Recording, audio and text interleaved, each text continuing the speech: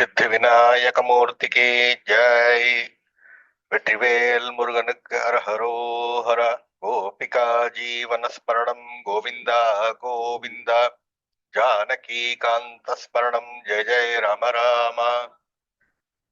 जय वीर धीर शूर अतिपराक्रम अभयहस्त आंजनेय स्वामी की जय. समस्त गुरु मंडली की जय. समस्त भक्त मंडली की जय. शुक्लांबरधरं विष्णुं शशिवर्णं चतुर्भुजं प्रसन्नवदनं ध्यायेत् सर्वविघ्नोपशान्तये. वागीशाद्या सुमनसः सर्वार्थानामुपक्रमे यन्नत्वा कृतकृत्या स्युः तन्नमामि गजाननम्. दोर्भिर्युक्ता चतुर्भिः स्फटिकमणिमयीमक्षमालां दधाना. हस्तेनैकेन पद्मं सीतामपि च शुकं पुस्तकं चापरेण. भासा कुन्देन्दुशङ्खस्फटिकमणिनिभा भासमाना समाना. सा मे वाग्देवतेयं निवसतु वदने सर्वदा सुप्रसन्ना.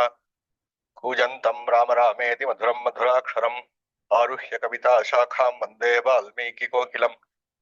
न जानामि शब्दं न जानामि चार्थं न जानामि गद्यं न जानामि पद्यम्. चिदेकाषडास्या हृदि द्योतते मे मुखान् निस्सरन्ते गिरश्चापि चित्रम्. वेदवेद्ये परे पुंसि जाते दशरथात्मजे.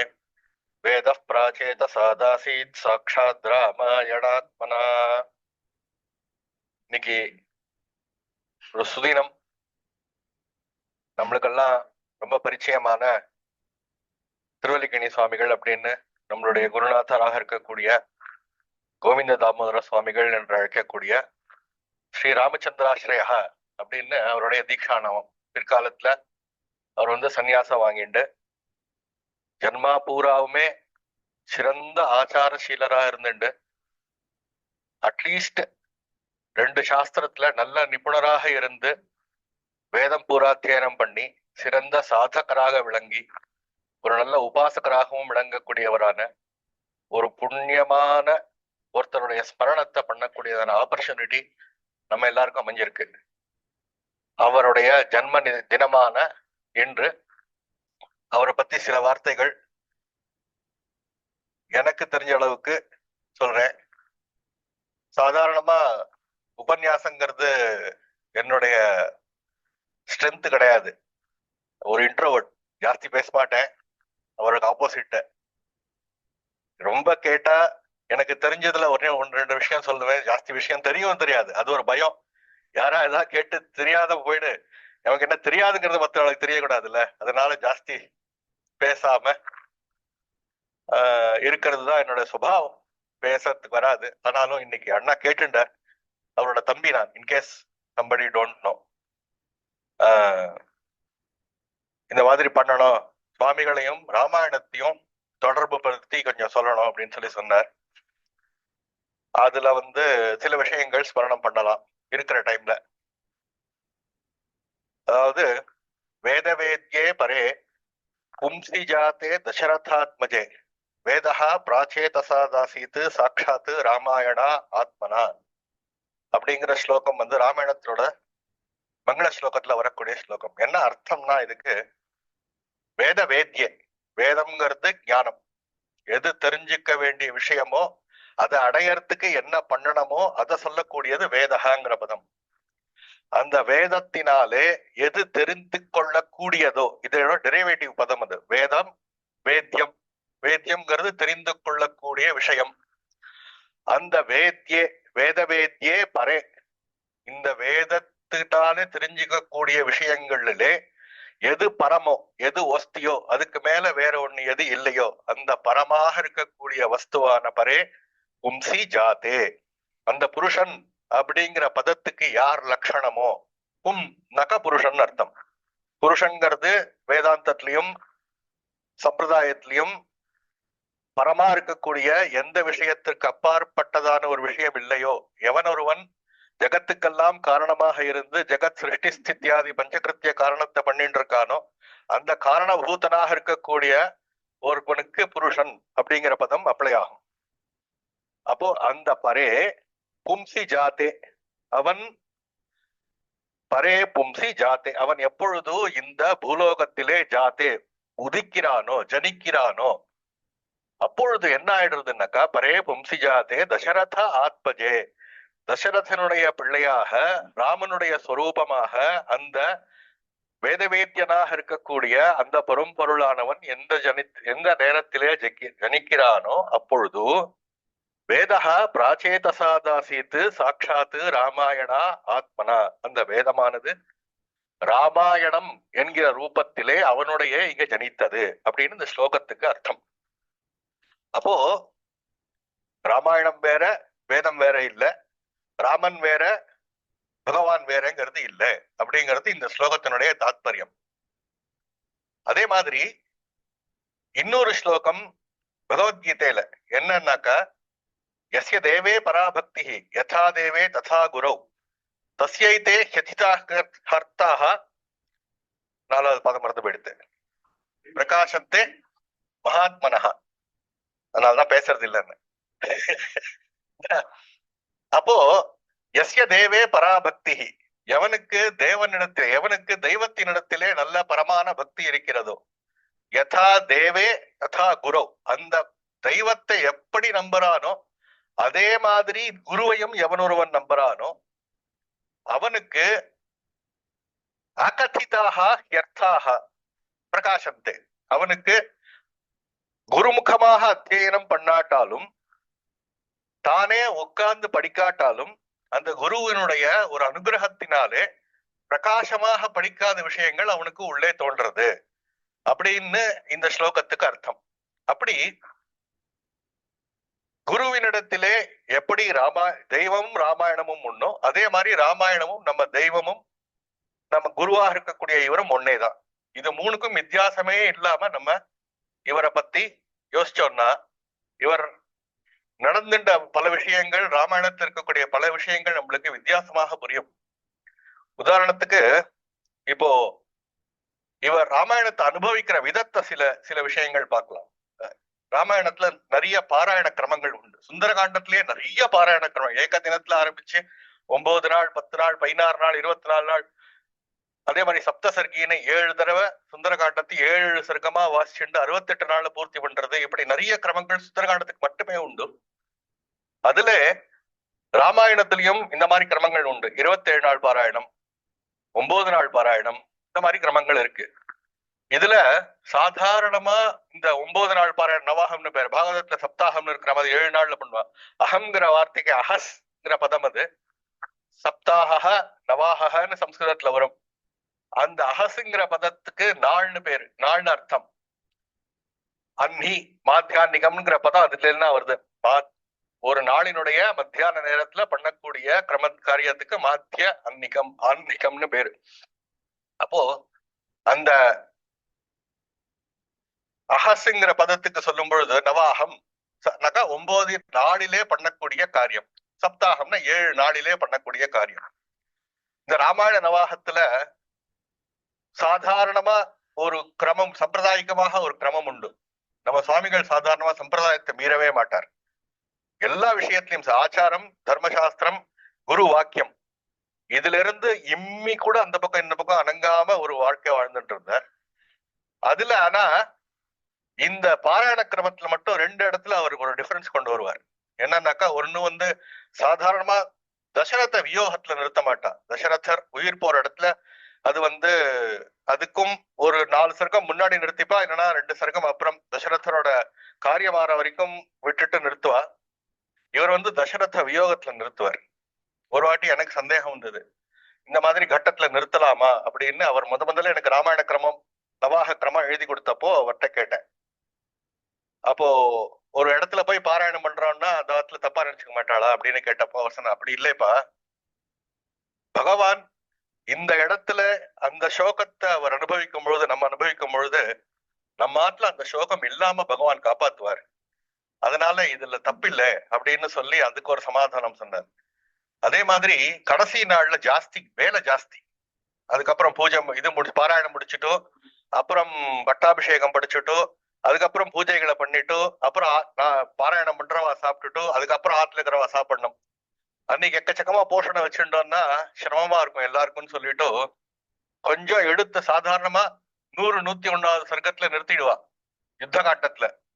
இவர் 111 ராவணவதம் வரைக்கும் இன்னும் 8ஆம் நாள் பாராயணத்துல வச்சுருவார். ராவணவதம் அதுக்கப்புறம் 20 சர்க்கம் தான். அது வந்து ஒரு மணி நேரத்துக்குள்ள பாராயணம் பண்ணிடலாம். அதனால அன்னைக்கு கார்த்தால நிதானமா ஆரம்பிச்சாலுமே கூட அந்த பாராயணத்தை முடிச்சுட்டு யார் நடத்துறாளோ அவாத்து காராலே 12 மணிக்குள்ள சாப்பிடுற மாதிரியான ஒரு கிரமத்தை ஏற்படுத்தி அவர் வச்சிருந்தார். அந்த கருணை எல்லாரும் அனுபவிக்கிறதுங்கிறது ஒரு பக்கம், அதை அனுபவிக்கும் பொழுது மத்தவா நம்ம அனுபவிக்கிற மாதிரி எல்லாரும் அனுபவிக்க முடியாது. அவர் சுவாமிகள் வந்து இன்னொரு 4 மணி நேரம் இன்னொரு அப்படியே தொடர்ந்து இன்னொரு நவாகம் பண்ண சொன்னா பண்ணக்கூடிய கெப்பாசிட்டி அவருக்கு உண்டு. அதுல அவருக்கு ஆனந்தமும் உண்டு.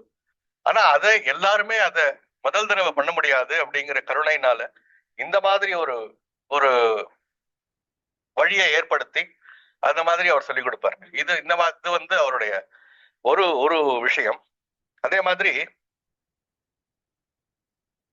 அவர்கிட்ட ஒரு ஆவர்த்தி ராமாயணம் மூலம் படிக்கக்கூடிய ஒரு ஆப்பர்ச்சுனிட்டி எனக்கு கிடைச்சது.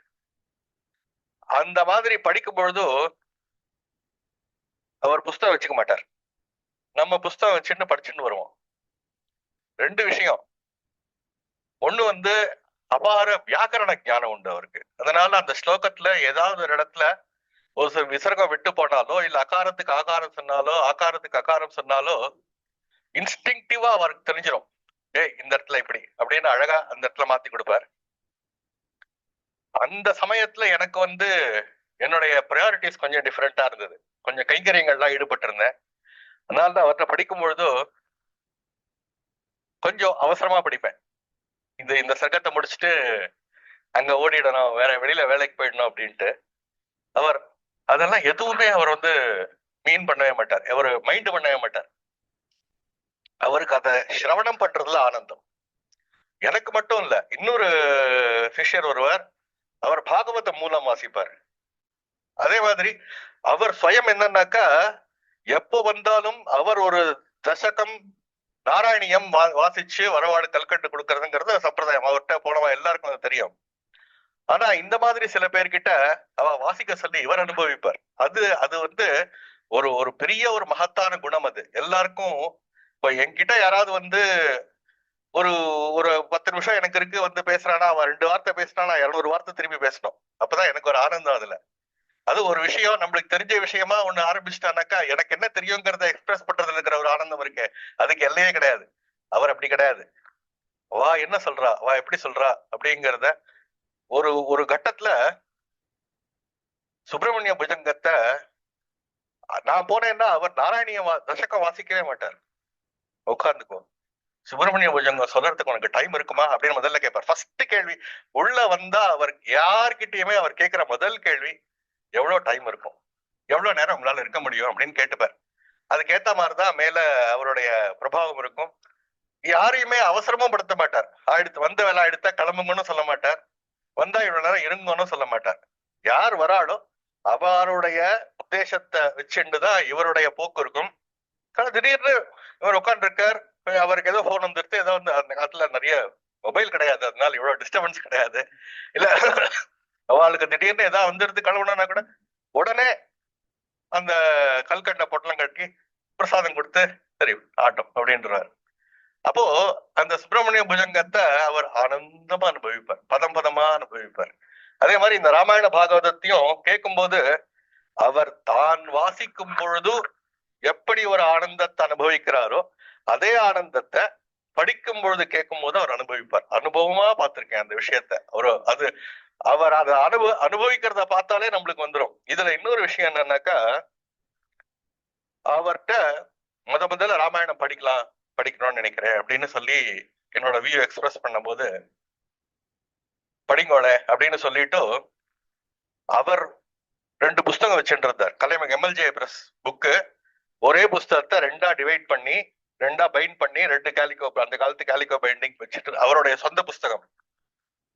அத வந்து உடனே இந்த இடத்துல இருக்கு, அதை எடுத்துட்டு வான்னு சொல்லி உடனே என் கையில கொடுத்து இதை வச்சுண்டு படி அப்படின்னு சொல்லி என் கையில கொடுத்துட்டு அவர்கிட்ட கேட்டேன். சம்ஸ்கிருதம் எனக்கு ரொம்ப ஞானம் கிடையாது, கொஞ்சம் பதம் படிக்கலாம், அவ்வளவுதான், எனக்கு அதுக்கு மேல ஒன்னும் விஷயம் தெரியாது, இது தெரிஞ்சுக்கணுமே புரிஞ்சுக்கணுமே அப்படின்னு கேட்டப்போ ராமாயணம் அனுகிரக கிரந்தம், நீ வாசிச்சுட்டே வா தானா புரியும் அப்படின்னு சொல்லி முதல்ல அது ஒரு வார்த்தை.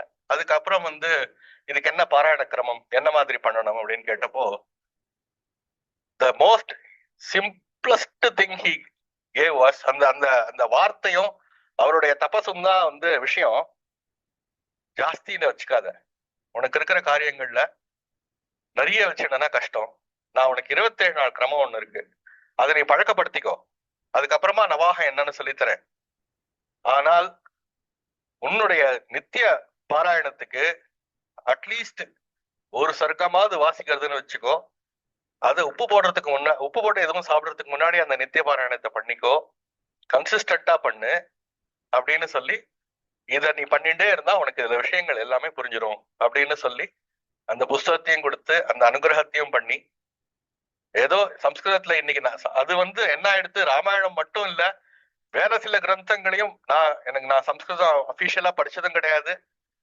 ஆனா சில விஷயங்கள் இப்ப நாராயணியோ பாகவதெல்லாம் கிளாஸ் எடுத்துட்டு இருக்கேன். அதுல இருக்கிற விஷயங்கள் புரியறது, அதுல இந்த வார்த்தை சொல்லியிருக்கு அப்படிங்கிறது புரியறதுன்னா அவருடைய அனுகிரகம் மட்டும்தான் அது காரணம். அப்படித்தான் எடுத்துக்கணுமே ஒழிஞ்சு. ஆனா அவர் இந்த விஷயம் எதையுமே வெளியில எதுவுமே சொல்ல இந்த மாதிரி நான் மட்டும் இல்ல, என்னுடைய ஃப்ரெண்ட்ஸே 4-5 பேர் வெறும் ஆனா அவன் நான் சம்ஸ்கிருதத்துல ஆரம்பிச்சு அந்த புஸ்தகத்தை படிக்க ஆரம்பிச்சு இன்னைக்கு கிராஸ் ரெஃபரன்ஸ் பண்ணி ராமாயணத்தை படிக்கும் பொழுது கிஷ்கிந்தா காண்டத்துல இங்க இப்படி வருது, அந்த இடத்துல யுத்த காண்டத்துல இதோட ரெஃபரன்ஸ் இப்படி வருது, ரெண்டும் எவ்வளவு அழகா இருக்கு. சுந்தரகாண்டத்துல இங்க இப்படி யுத்த காண்டத்துல கடைசியில இருக்கு, பாலகாண்டத்துல இப்படி, அந்த மாதிரி கிராஸ் ரெஃபரன்ஸ் பண்ணி அதை பத்தி பேசுற அளவுக்கு அதுல ஒரு ஆனந்தத்தை அனுபவிக்கிறவா 4-5 பேர் என்னுடைய ஃப்ரெண்ட்ஸ் எனக்கு தெரியும். Just because they took it from சுவாமிகள் and started reading the Ramayana. அப்படி அவர் அந்த ராமாயணம் மட்டும் இல்ல, இதுல இன்னொரு விசேஷம் என்னன்னாக்கா, ராமாயணத்தை அனுபவிக்கிறத பாக்குறோம், ராமாயண பாகவதம் சுந்தரகாண்டம் சுவாமிகள் அனுபவிக்கிறாங்கிறது ரொம்ப பிரசித்தமா இருக்கு இன்னைக்கு. ஆனா அதே ஒரு ஒரு ஒரு ஃபோர்ஸோட, அதே ஒரு பக்தியோட அவர் வந்து பல கிரந்தங்கள், வேதாந்த தேசிகரோட பல கிரந்தங்கள் அவருக்கு மனப்பாடம். என் ஃப்ரெண்டுக்கு, என்னுடைய ஒரு ஃப்ரெண்டுக்கு அவர் கிளாஸ் எடுத்திருக்காரு, வேதாந்த தேசிகரோட கிரந்தங்களை கிளாஸ் எடுத்திருக்காரு. அதே மாதிரி அதுல தசாவதார ஸ்தோத்திரத்துல ஒரு ராமரை பத்தி ஒரு ஸ்தோத்திரம் வரும். பாராவார பயோ விசோஷண கலா பாரிண காலானக ஜுவாலா ஜால விஹார ஹாரி விஷ்க வியாபார கோரக்கிரமஹ சர்வாவஸ்த சகிருத் பிரபன்ன ஜனதா சம்ரக்ஷணைக பிரதி. ராமருடைய குணத்தினுடைய ஒரு மொத்தத்தையும் அந்த ஒரே பதத்துல கொண்டு வந்துட்டார் வேதாந்தி. அற்புதமான பதம் அது, அவரே ரொம்ப அற்புதமான. சர்வாவஸ்த சகிருத் பிரபன்ன ஜனதா சம்ரக்ஷண ஏக பிரதி அப்படின்னு சொல்லி, எந்த விதமான அவஸ்தையிலையுமே ஒருவன் என்னை வந்து ஒரு தடவை சகிருதேவ பிரபன்னாயன்னு அந்த வார்த்தையை அப்படியே தேசிகர் இங்க ஹேண்டில் பண்ணிருக்காரு. சகிருத் பிரபன்ன ஜனதா, அப்படி ஒரு தடவை என்ன வந்து நமஸ்காரம் பண்ணி காப்பாத்துடான்னு சொல்லிட்டான்னா, எவன் அவனை காப்பாத்துறதையே விரதமா கொள்றானோ அந்த ராமன் அப்படின்னு அந்த தசாவதார ஸ்தோத்திரம் இருக்கும். இத வந்து சுவாமிகள்கிட்ட சொல்லி இந்த மாதிரி அற்புதமா இருக்கு, இதை நான் என்னுடைய மங்கள ஸ்லோகத்துல சேர்த்துக்கலாமா அப்படின்னு கேட்டப்போ, முன்னாடி வேண்டாம், பின்னாடி சொல்ற மங்கள ஸ்லோகத்துல இதை சேர்த்துக்கோ, இது வந்து பிரபத்தி ஸ்லோகமா இருக்கு, அங்க சேர்த்துக்கோ வசதியா இருக்கும் அப்படின்னு சொல்லி அந்த மாதிரி. ஏன்னா அவருக்கு அந்த குணம் உண்டு, அந்த சத்கிராஹ்யம்ங்கிறது எப்படி அன்னம்ங்கிறது அந்த பாலை அழகா எடுக்குமோ அந்த மாதிரி. இவர் ஒரு இடத்துல பாராயணத்துக்கு போயிருந்தப்போ இவர்கிட்ட ஒரு சுந்தரகாண்ட பாராயணம் ஆயிடுத்து, அதுக்கப்புறம் பட்டாபிஷேகம் வாசிச்சிருக்கார்.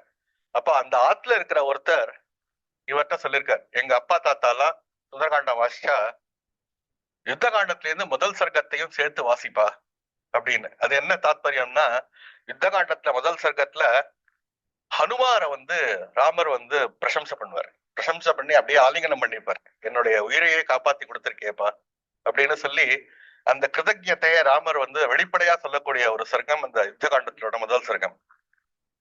அவ அப்படி சொன்ன உடனே இவருக்கு ரொம்ப ஆச்சரியமாயிடுது, ஆஹா இப்படி ஒரு வழி இருக்கே அப்படின்னு சொல்லி அவர் தன்னுடைய சுந்தரகாண்ட பாராயணங்கள்ல அதை இன்க்ளூட் பண்ணிட்டு அதுக்கப்புறம் பண்ண பாராயணங்கள் எல்லாத்துலயுமே அந்த யுத்த காண்டத்தோட முதல் சர்க்கத்தையும் சேர்த்துட்டு பூர்த்தி பண்றது அப்படின்னு வச்சுட்டார்.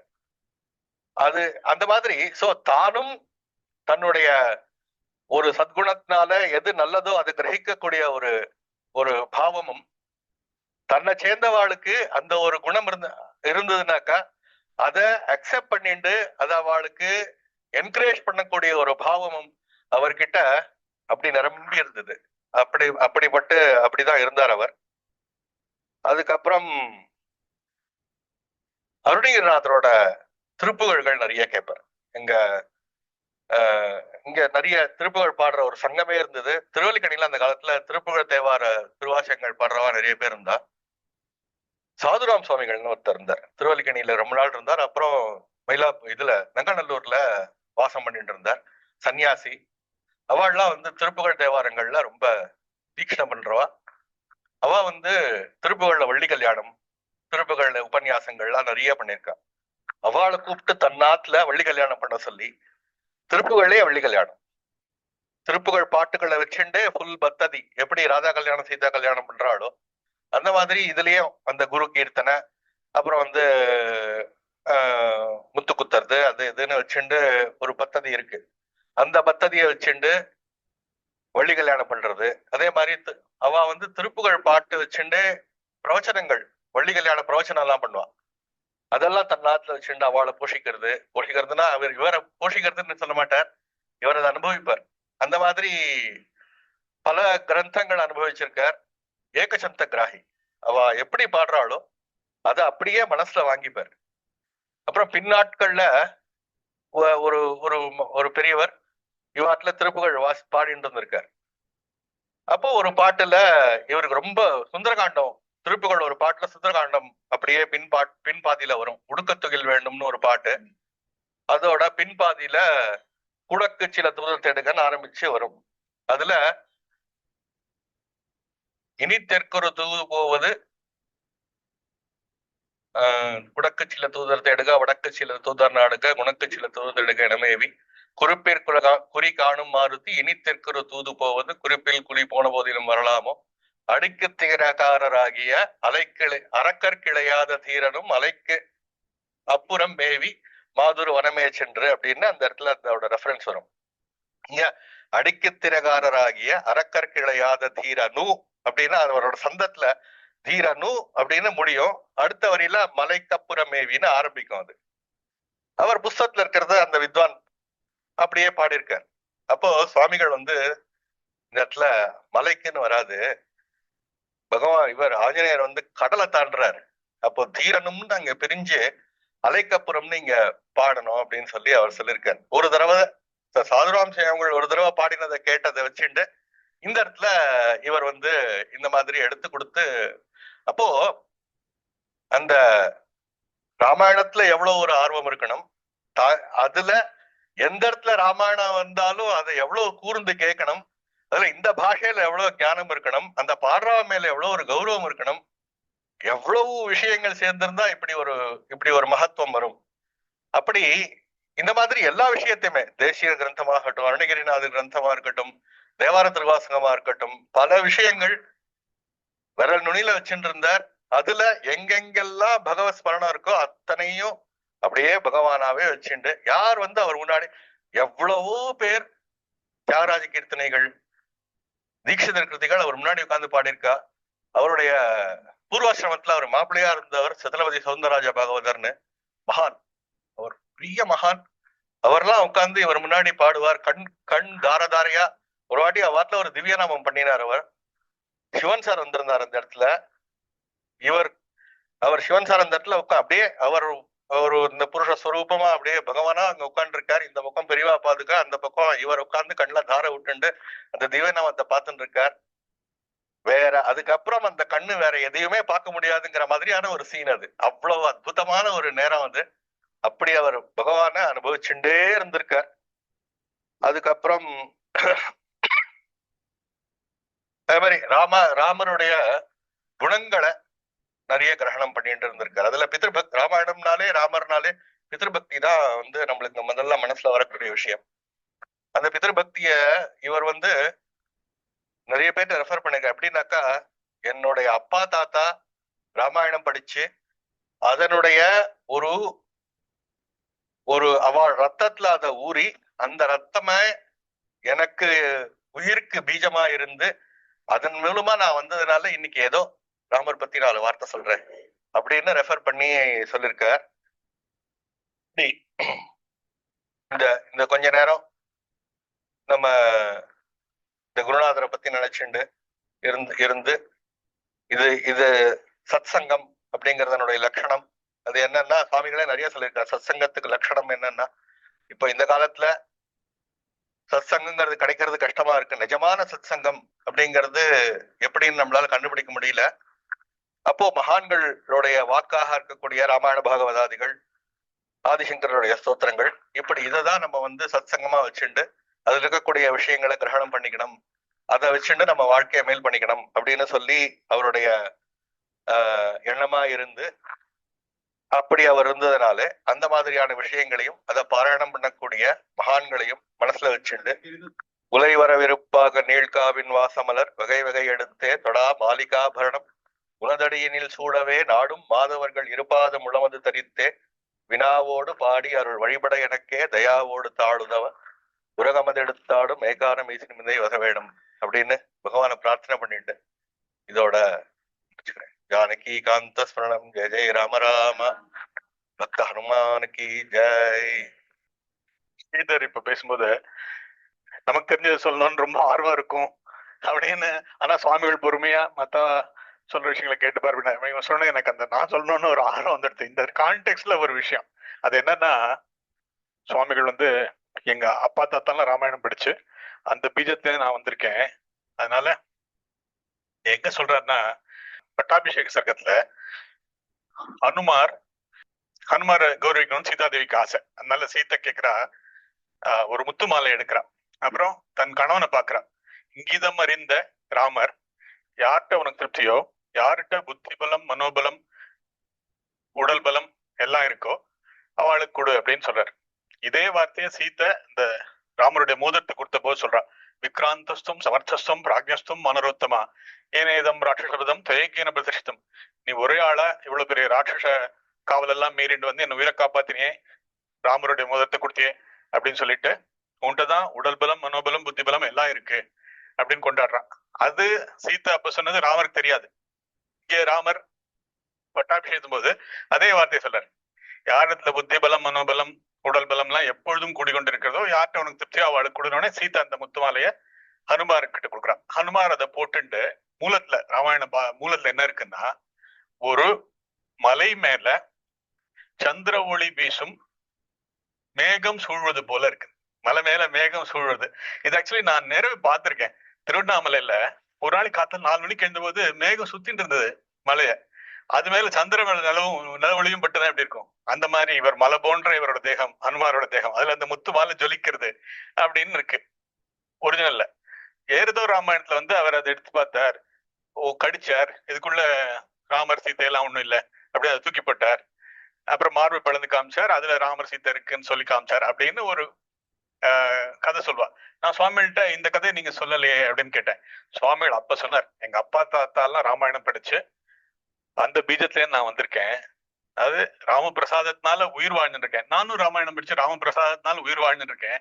நான் இந்த மாதிரி ராமரும் சீத்தையுமா சேர்ந்து கையில கொடுத்த ஒரு பிரசாதத்தை ஹனுமார் பிச்சு போட்டார், உடைச்சு போட்டார் சொல்றதுக்கு எனக்கு மனசாகாது அப்படிங்கிற எவ்வளவு டீப்பா உள்ள போயிருக்கு பாருங்க. அந்த ஸ்லோகத்தோட கான்டெக்ட் அது விவரமா சொல்லணும்னு ஆசைப்பட்டேன். ரொம்ப சந்தோஷம்.